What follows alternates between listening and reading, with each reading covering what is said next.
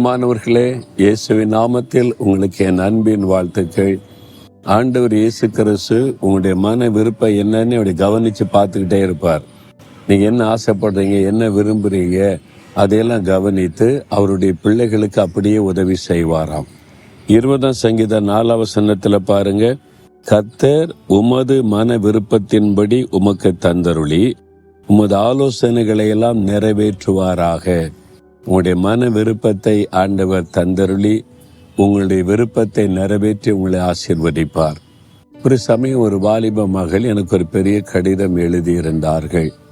கல்லூரியில் படித்து முடித்த அந்த மகள், எனக்கு அப்பா அம்மா இல்லை, தாய் தப்பனை சின்ன வயசில் இழந்துட்டேன். எங்கள் நெருங்கின சொந்தக்காரங்க தான் என் மேலே இறக்கப்பட்டு என்னை படிக்க வச்சு கொண்டு இருக்கிறாங்க. சில நேரம் அன்பாக இருப்பாங்க, சில நேரம் கடுக்கடுன்னு கஷ்டமாக இருக்கும். நான் ஒரு தேவைக்காக போய் அவங்கள்ட்ட தான் கையேந்தணும். அப்பா அம்மாவாக இருந்தால் உரிமையாக கேட்க முடியும். நம்ம மேலே இறக்கப்பட்டு வச்சு காப்பாற்றுறாங்க, உரிமையாக கேட்க முடியாதில்ல. அதனால் பயந்து தான் ஒவ்வொரு நாளும் வாழ்ந்து கொண்டிருந்தேன்.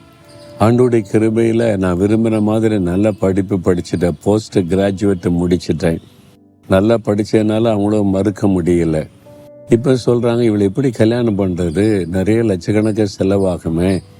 அதனால் யாரோ ஒருத்தருக்கு நிறைய பெரிய படித்த வசதியான மாப்பிள்ளை பார்த்தா தானே நிறைய காசு கொடுக்கணும், யாரோ ஒரு கல்யாணம் பண்ணி கொடுத்துடலாம் அப்படின்னு சொல்லி பேசுகிறாங்க. இந்த மகள் வேதனையோடு கடிதம் எழுதியிருந்தாள்.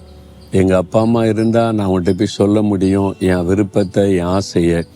ஆனால் இப்போ நான் ஒன்றுமே சொல்ல முடியாது. அவங்க என் மேலே இறக்கப்பட்டு என்னை படிக்க வச்சுட்டாங்க. அவங்க சொல்கிறது தானே, அதனால் எனக்கு யார் இருக்கிறான்னு சொல்லி நான் அந்த மகளுக்கு எழுதின ஒரு பரம தகப்பன் இருக்கிறார். இயேசு அவன் விருப்பத்தை நிறைவேற்றுவார். நீ விரும்புகிற ஆண்டவரிடத்தில் கேளு, சின்சியராக ஜெபம் பண்ணி விசுவாசத்தோட ஜெபம் பண்ணி ஆண்டவர் அற்புதம் செய்வார் என்று. சில மாதம் கழித்தது. திருமண அழைப்பிதழோடு அந்த மகளிடந்து ஒரு கடிதம் வந்தது. அவர் சொல்லியிருந்த, அங்கிள் நீங்கள் சொன்ன மாதிரி நான் இயேசு கிறிஸ்துகிட்ட போய் என் விருப்பத்தெல்லாம் சொல்லி ஜெபம் பண்ணினேன். ரொம்ப ஆச்சரியமா, இந்த குடும்பத்தாரை ஆச்சரியப்படும்படி என்னை விட அதிகம் படித்த நல்ல ஆவிக்குரிய நல்ல வேலையில் இருக்கிற ஒரு மகன் அந்த குடும்பத்தாரை தேடி வந்து என்னை அவங்க ஏற்றுக்கொள்ள அர்ப்பணிச்சிருக்கிறாங்க. இந்த கல்யாண கார்டு ஜெபித்து கொள்ளுங்கள் என்று எழுதியிருந்தாள். பார்த்தீங்களா, அவருடைய விருப்பத்தை சொல்லக்கூட யாரும் இல்லை, கேட்பதற்கு யாரும் இல்லை. ஆனால் ஆண்டவர் அவருடைய விருப்பத்தை அறிந்து நிறைவேற்றி கொடுத்தார்.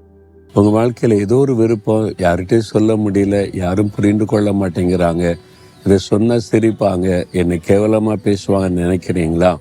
இயேசுகிட்ட போய் சொல்லுங்களேன். அவர் உங்களுக்கு அழகாக ஆறுதல் கொடுத்து அழகாய் நடத்தி தருவார். தவறாக புரிந்து கொள்ள மாட்டார், குறை சொல்ல மாட்டார். அப்படி ஒரு அற்புதமான ஒரு ஆண்டவர் இயேசு. அவர் உங்களுடைய மன விருப்பத்தை நிறைவேற்றி தருவார். இப்போ சொல்கிறீங்களா, ஆண்டவரே என்னுடைய மன விருப்பம் இதுதான், இதை நீங்கள் தான் விளங்கி கொள்ள முடியும், எனக்கு அதை நிறைவேற்றி தர முடியும்னு இந்த மகள் ஜெபிக்கிறாங்க, இந்த மகன் ஜெபிக்கிறாங்க. அவங்களுடைய விருப்பத்தை நிறைவேற்றி கொடுத்து அவங்கள மகிழ பண்ணுங்க. இன்றைக்கு அவருடைய விருப்பம் நிறைவேறட்டும். இயேசுவின் நாமத்தில் ஜெபிக்கிறேன். ஆமேன், ஆமேன்.